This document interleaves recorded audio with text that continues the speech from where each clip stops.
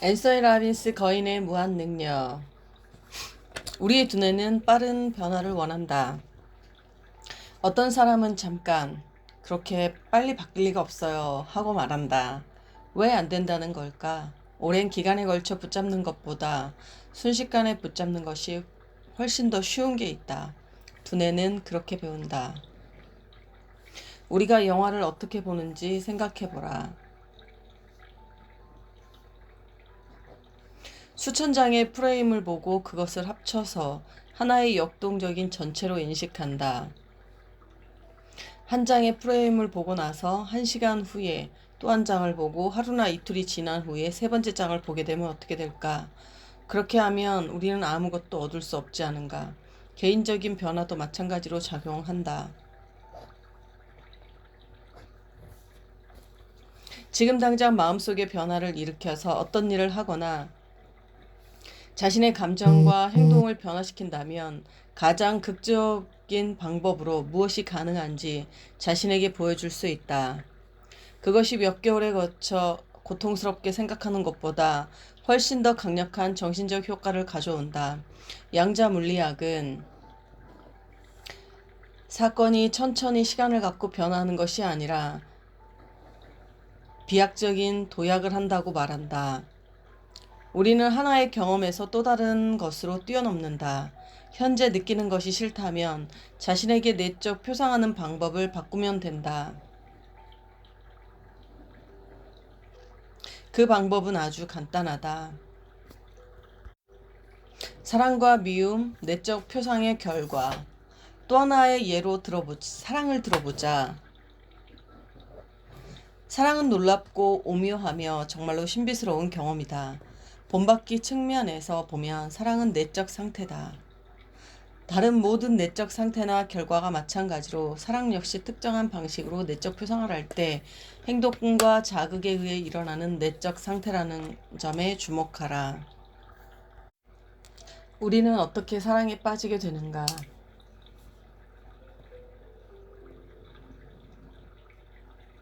사랑에 빠지는데 가장 중요한 인지 요소는 사랑하는 사람의 사랑스러운 것을 모두 나와 연합시키고 사랑스럽지 않은 것은 모두 나와 분리시키는 것이다.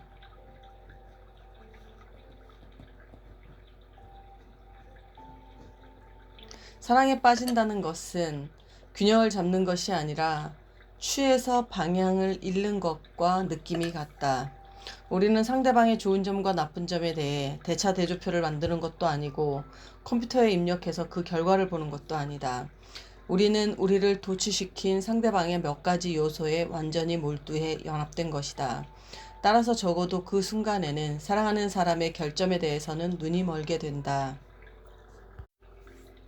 무엇이 부부관계를 단절시키는가? 물론 많은 요소가 있을 수 있다.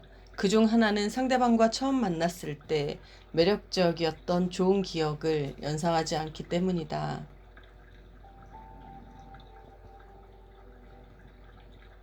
사실 우리는 상대와 가졌던 불쾌한 경험을 나와 연합시키고 즐거웠던 기억은 분리하기 쉽다. 어떻게 이런 일이 일어나는 것일까? 사랑하는 사람이 치약을 쓰고 뚜껑을 안 닫는다는 것이나 바닥에 물건을 흘리고 다니는 습관을 보고 그것을 큰 화면으로 만들었기 때문이다. 아마 더는 사랑의 편지를 쓰지 않을 것이다. 또는 언쟁하다가 홧김에 했던 상대방의 말을 못 잊고 마음속으로 되뇌이면서 그때의 느낌을 떠올릴 수 있다. 그날 느꼈던 사랑하는 사람의 부드러운 손길, 지난주에 그가 해준 특별한 말, 또는 결혼 기념일에 해준 일 등은 기억하지 못한다. 이런 예는 얼마든지 있다. 그게 잘못된 것은 아니다.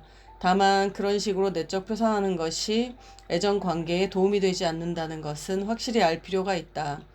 언쟁을 하게 되면 첫 키스를 하거나 처음 손을 잡았던 때 또는 사랑하는 사람이 나를 위해 아주 특별한 일을 했던 때를 기억하고 그 그림을 크고 가깝게 밝은 것으로 만들어라. 그런 내적 상태라면 사랑하는 사람을 어떻게 대하게 될까?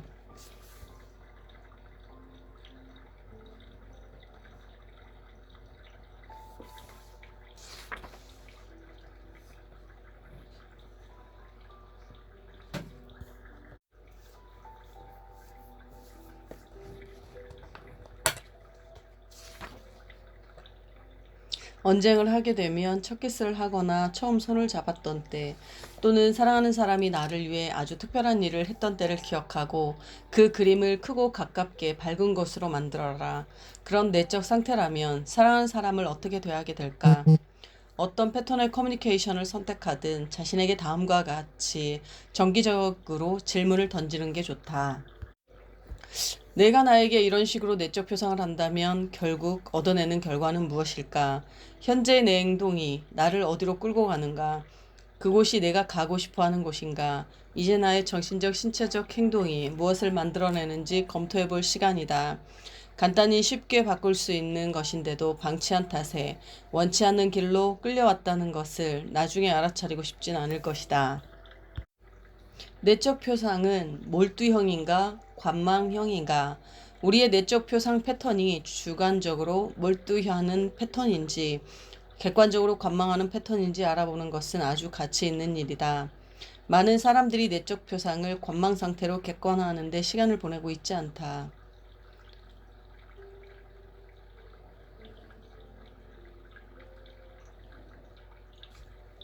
그들은 어떤 일에도 감정이 흔들리지 않는다.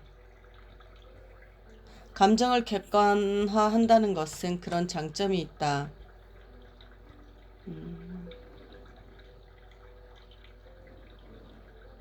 어떤 것에 대해 내적으로 깊이 빠지지 않으면 감정을 다룰 수 있는 방식이 훨씬 다양해진다. 그러나 그것이 우리 경험을 내적 표상하는 변화, 그러나 그것이 우리 경험을 내적 표상하는 변함없는 패턴이라면 흔히 말하는 진짜 사는 맛, 즉 즐거움을 전부 놓치기 쉽다. 나는 느낀 것을 표현하는데 인색한 사람, 보수적인 성향의 사람들과 많은 상담을 했다.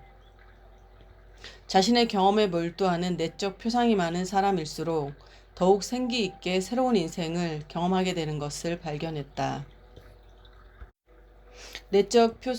나의 내적 표상 패턴은 몰두형인가 관망형인가?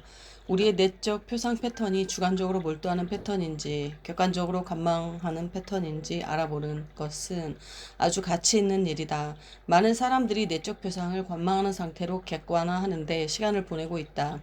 그들은 어떤 일에도 감정이 흔들리지 않는다. 감정을 객관화한다는 것은 그런 장점이 있다.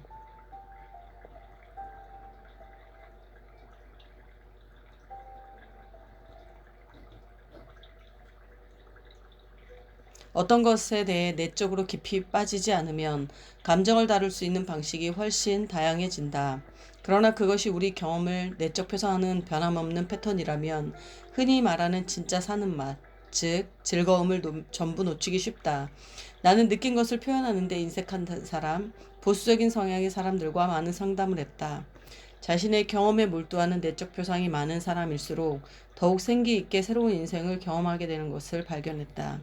자신의 경험에 몰두하는 내적 표상이 많은 사람일수록 더욱 생기 있게 새로운 인생을 경험하게 되는 것을 발견했다. 자신의 경험에 몰두하는 내적 표상이 많은 사람일수록 더욱 생기 있게 새로운 인생을 경험하게 되는 것을 발견했다. 반면에 몰두 상태로 주관화된 내적 표상이 많으면 정서적으로 외부 환경에 잘 적응하지 못한다.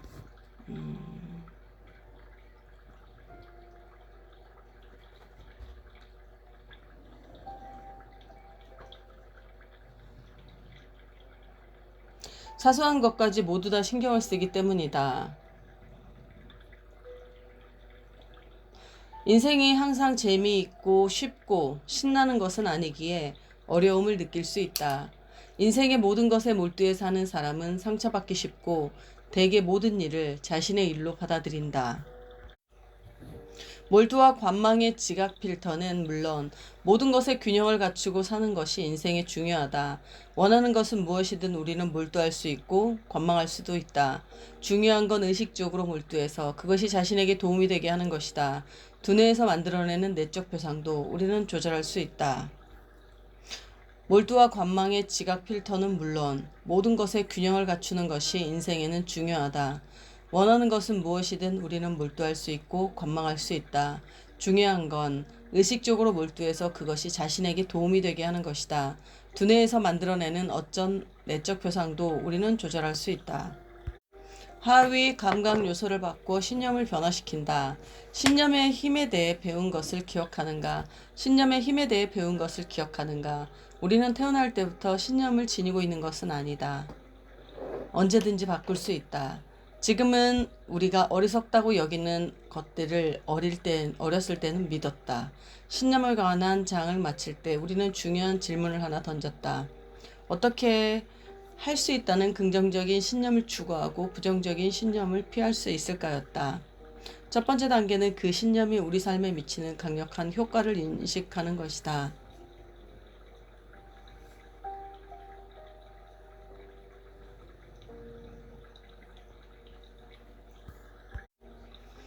첫 번째 단계는 그 신념이 우리 삶에 미치는 강력한 효과를 인식하는 것이다.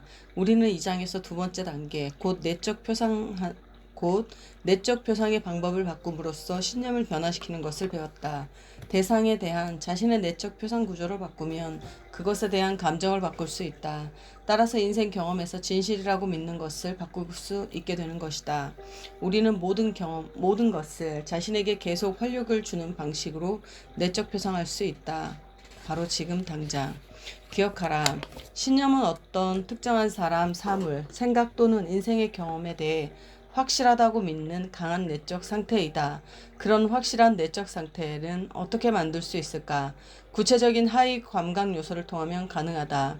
마음속으로 어둡고 초점이 안 맞고 아주 작고 멀리 떨어진 것을 확실하게 느낄 수 있는가? 반대로 반대인 것도 마찬가지로 느낄 수 있는가? 또한 두뇌는 독특한 저장 시스템을 갖고 있다. 확실히 믿는 것은 왼쪽에 저장하고 확실치 않은 것은 오른쪽에 저장한다.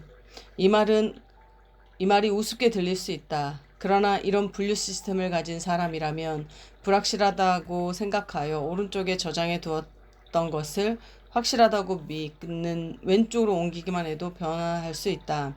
이 작업을 하자마자 확실히 느낄 것이다. 조금 전에는 불확실하다고 생각했던 생각이나 개념을 믿게 된다. 이런 신념 바꾸기는 우리가 절대적으로 진실이라고 믿는 것과 불확실하다고 믿는 것을 비교함으로써 간단히 실험할 수 있다. 시작해보자. 이런 신념 바꾸기는 우리가 절대적 진실이라고 믿는 것과 불확실하다고 믿는 것을 비교함으로써 간단히 실험할 수 있다. 시작해보자. 완전히 확신하는 신념들. 예를 들어서 내 이름은 존 스미스. 나는 35. 조지아주 애틀란타에서 태어났다. 나는 내 자식들을 진정으로 사랑한다. 또는 마일즈 데이비드는 역사상 가장 훌륭한 트럼펫 연주자이다. 같은 생각을 떠올려보자. 주저할 것 없다. 틀림없는 사실이라고 여겨지는 어떤 것을 생각해보라.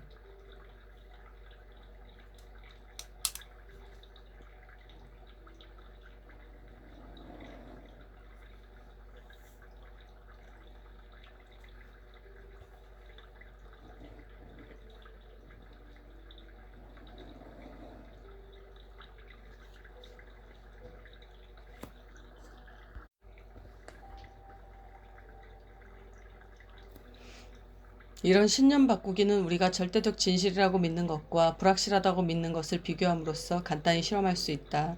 시작해보자. 완전히 확실하는 신념들. 예를 들어 내 이름은 존 스미스. 나이는 35. 조지아주 애틀란타에서 태어났다. 나는 내 자식들을 진정으로 사랑한다. 또한 마일즈 데이비스는 역사적 가장 훌륭한 트럼펫 연주자이다. 같은 생각을 떠올려보자. 주저할 것 없다. 틀림없는 사실이라고 여겨지는 어떤 것을 생각해보라. 이번에는 믿고 싶지만 아직 확실치 않은 느낌이 드는 것을 생각해보라. 5장에서 본 성공을 위한 7가지 거짓말 중 하나를 이용해도 좋다. 단 전혀 믿지 않는 것을 선택하지 마라. 무언가를 전혀 믿지 않는다는 것은 결국 사실이 아님을 믿고 있다는 뜻이니까. 앞에서 의욕적이 되는 방법을 공부했듯이 이제는 하위 책의 감각 리스트를 점검하라.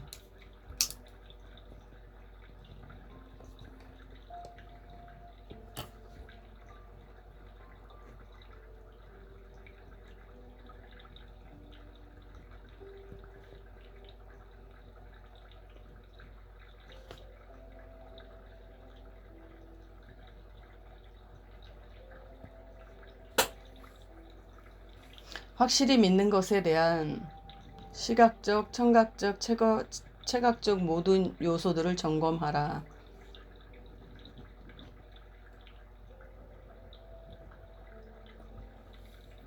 그런 다음 불확실한 것을 선택해서 같은 작업을 하라. 그리고 그들 사이의 차이점을 살펴보라. 믿는 것의 위치가 어느 한 곳에 있다면 못 믿는 것은 다른 곳에 있는가?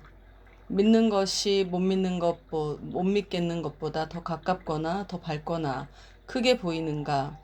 하나는 정지된 사진이고 또 하나는 동영상 같이 움직이는가? 하나가 다른 것보다 더 빠르게 움직이는가?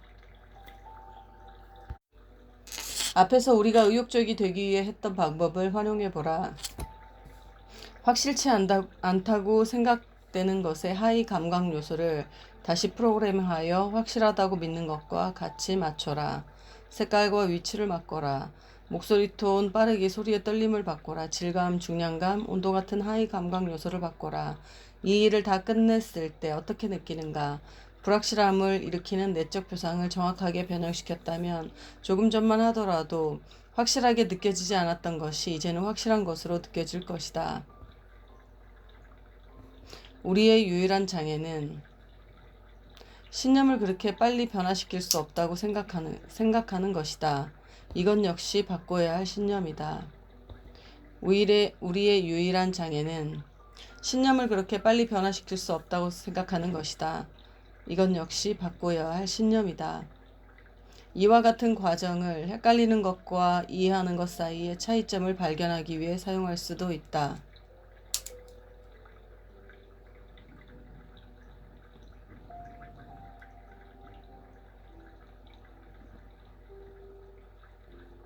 어떤 것이 헷갈린다면 내적 표상이 작고 초점이 안 맞고 어둡고 멀리 보이기 때문일 것이다.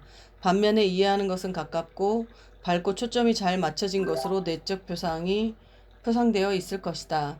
헷갈리는 것의 내적 표상을 이해하는 것과 똑같게 만들었을 때 느낌이 어떤지 변화하는 것을 지켜보라. 헷갈리는 것의 내적 표상을 이해하는 것과 똑같게 만들었을 때 느낌이 어떻게 변화하는지 지켜보라.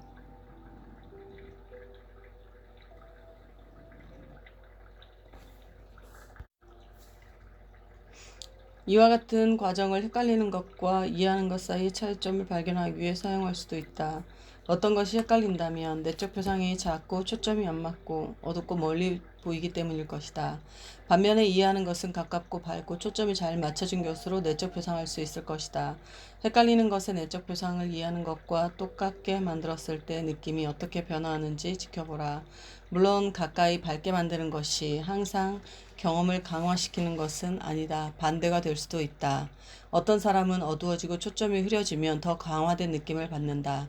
요점은 어떤 하위 감각 요소가 나 자신과 내가 돕고 싶은 사람을 변화시키고 이런 도구를 잘 활용할 수 있도록 활력을 줄 수 있는 것인가 하는 것이다. 하위 감각 요소를 받고 통증을 없앤다.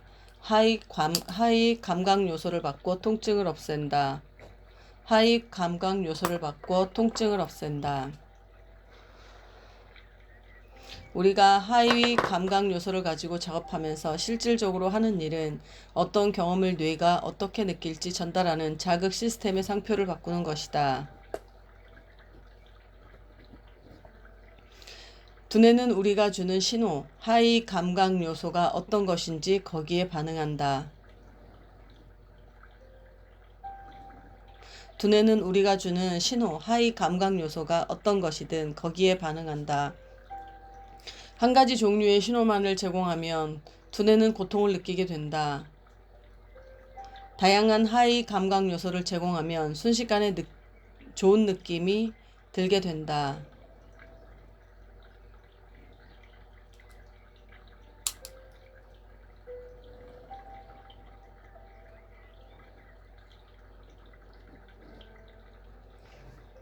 하위 감각 요소를 가지고 작업하면서 실질적으로 하는 일은 어떤 경험을 뇌가 어떻게 느낄지 전달하는 자극 시스템의 상표를 바꾸는 것이다.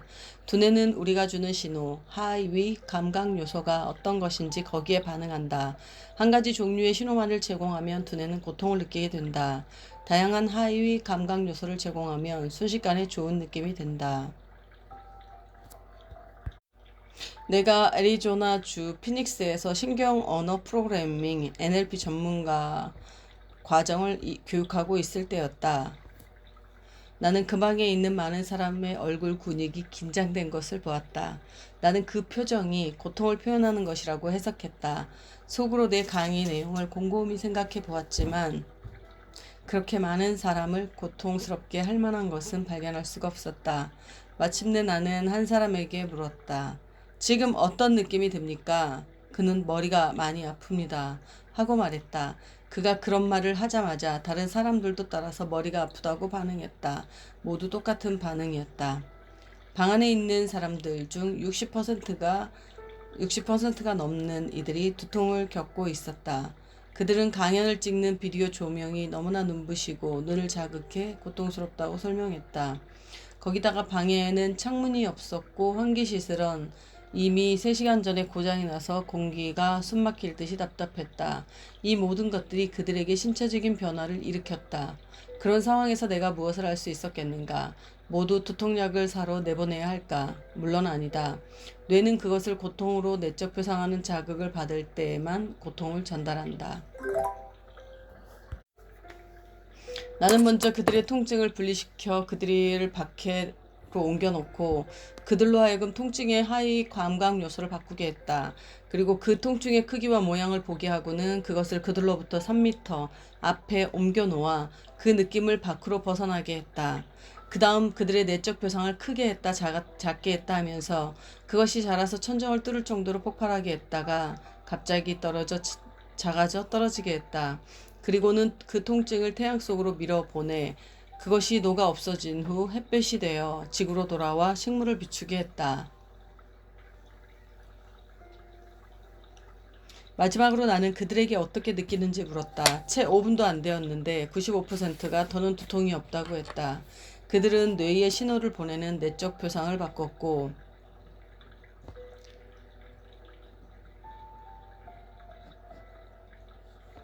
그리하여 뇌는 새로운 신호를 받아 새로운 반응을 만들어내고 있었다. 나머지 5%의 사람들은 더 구체적인 변화를 위해 다시 5분 더 작업했다. 편두통을 앓던 사람도 있었는데 심지어 그 사람도 편안해졌다.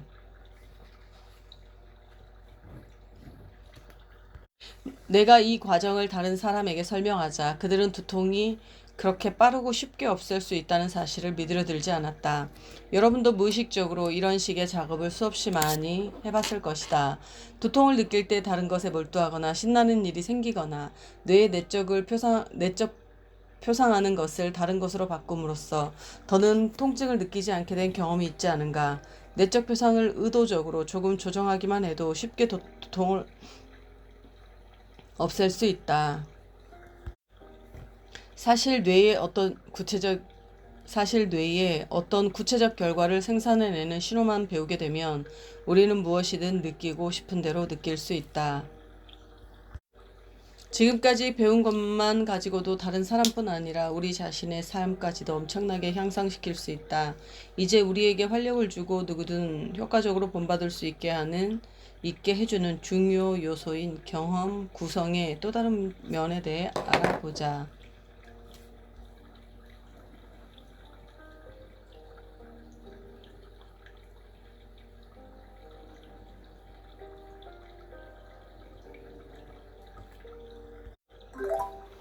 7장 성공의 구조. 모든 일을 품위 있게 그리고 질서 있게 하라. 고린도전서 14장 40절. 앞에서 우리는 사람들이 어떻게 인지하고 처리하는지 얘기해왔다. 훌륭한 성과를 거두는 사람들은 정신적, 육체적, 마음속에서 이루는 내적인 것들과 세상에서 이루는 외적인 것들 모두로 끊임없이 특정한 행동을 한다. 그들의 행동을 본보기 하면 그들과 엇비슷한 결과를 거둘 수 있다고 했다. 그런데 결과에 영향을 미치는 요소가 또 하나 있다. 행동의 구조이다. 우리의 행동에 영향을 미치는 구조가 달라지면 그 결과도 엄청나게 달라진다. 그 개가 철수를 물었다는 것과 철수가 그 개를 물었다는 것은 어떤 차이가 있는가? 영수가 바다 가재를 먹는다는 것과 바다 가재가 영수를 먹는다는 것의 차이는 무엇인가? 물론 아주 다르다.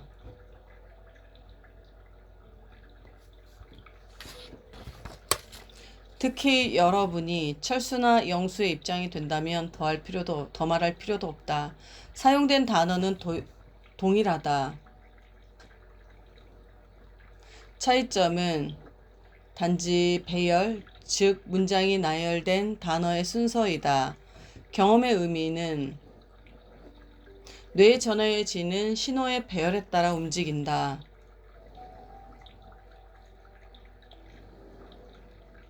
같은 자극, 같은 단어라 하더라도 의미가 다르다. 성공한 사람을 효과적으로 본받으려면 이것을 해야 한다. 이것을 이해해야 한다. 사건이 일어나는 순서에 따라 그 사건은 각각 독특한 방식으로 뇌에 입력된다. 그것은 컴퓨터가 명령하는 것과 마찬가지다. 명령이라도 올바른 순서로 프로그래밍하면 컴퓨터는 모든 기능을 동원해 우리가 원하는 결과를 만들어낸다. 그러나 같은 명령이라도 순서를 뒤섞어 프로그래밍하면 원하는 결과를 얻을 수 없다. 순서와 재료, 본받기의 중요 요소. 특정한 결과를 얻는 데 필요한 요소, 여러 가지 내적 표상, 필요한 하위 감각 요소.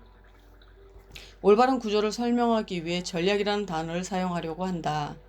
우리는 사랑이나 매력, 동기부여, 결정과 선택 등 인간의 모든 것에 전략을 갖고 있다. 예를 들어 사랑을 위한 전략이 무엇인지 알아내기만 하면 우리는 의식적으로 사랑의 내적 상태를 자극해 불러낼 수 있다. 무언가 결정하기 위해 어떤 행동을 어떤 순서로 하는지 알 수 있다면 우유부단하지 않고 즉시 단호하게 결정을 내릴 수 있다. 어떤 스위치를 눌러야 하는지, 어떻게 우리 내부의 생체 컴퓨터에서 원하는 결과를 만들어내는지 알게 된다. 제빵 과정 따라하기 vs 성공 경험 따라하기. 이런 요소와 전략의 활용은 마치 빵 굽는 일과 비슷하다.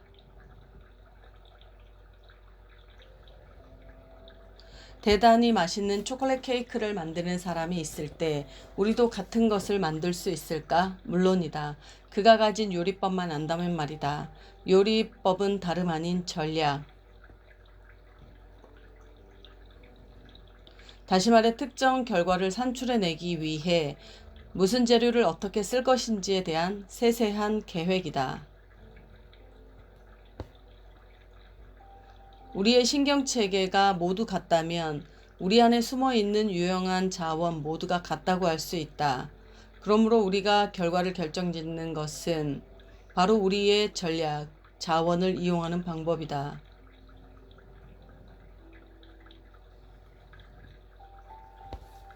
우리의 신경체계가 모두 같다면 우리 안에 숨어있는 유용한 자원 모두 같다고 할 수 있다.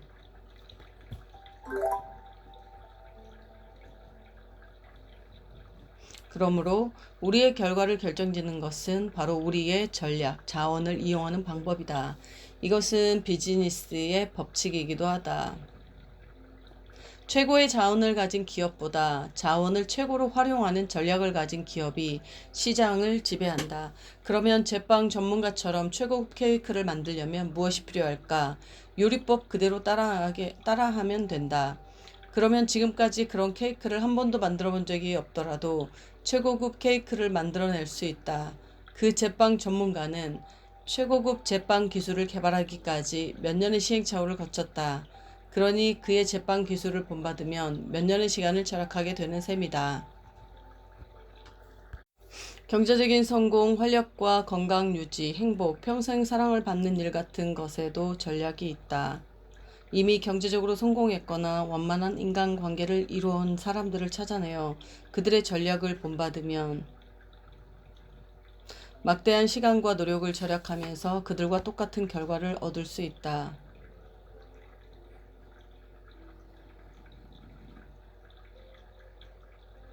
이것이 본받기의 힘이다. 몇 년씩 애쓸 필요가 없다.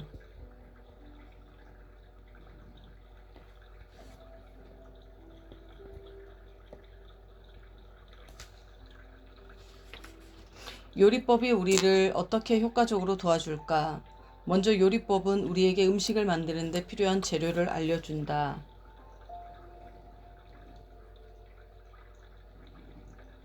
인간의 경험이라는 빵을 굽는 데는 5가지 감각의 재료가 필요하다.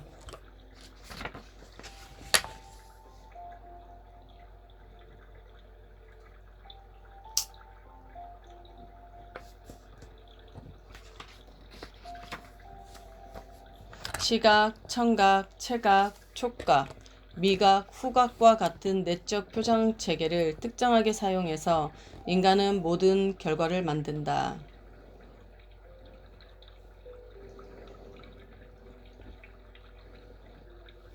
요리법을 개발한 사람과 똑같은 요리를 만들려면 무엇이 필요할까? 재료의 양이다.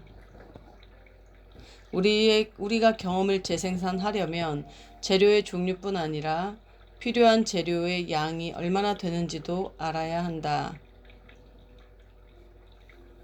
전략적 관점에서 하위 감각 요소를 결양화해야 한다.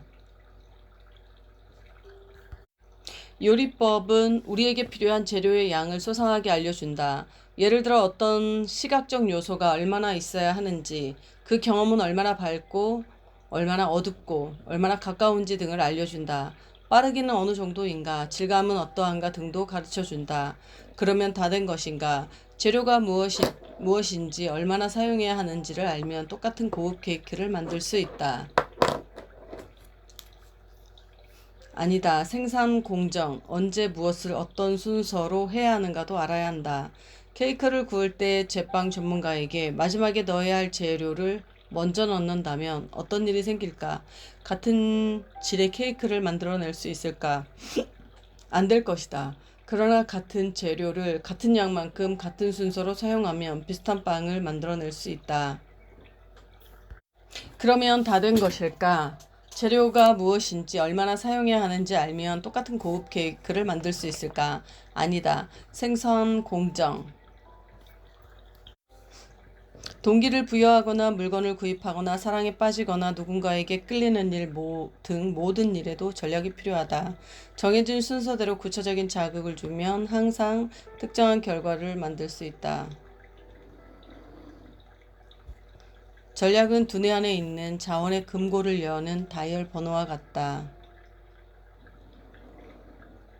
번호를 알아도 순서대로 돌리지 않으면 금고를 열 수 없다. 번호를 순서대로 돌려야 언제라도 그것을 열 수 있다. 따라서 우리는 자신은 물론 다른 사람의 머릿속 금고 다이얼 번호 순서와도 같아야 한다. 순서도 알아야 한다.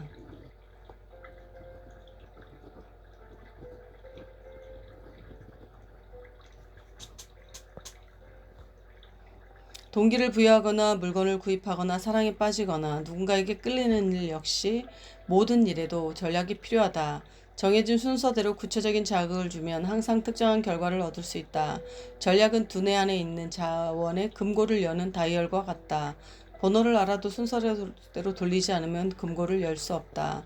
번호를 순서대로 돌려야 언제라도 그것을 열 수 있다. 따라서 우리는 자신은 물론 다른 사람의 머릿속 금고 다이얼 번호와 순서도 알아야 한다.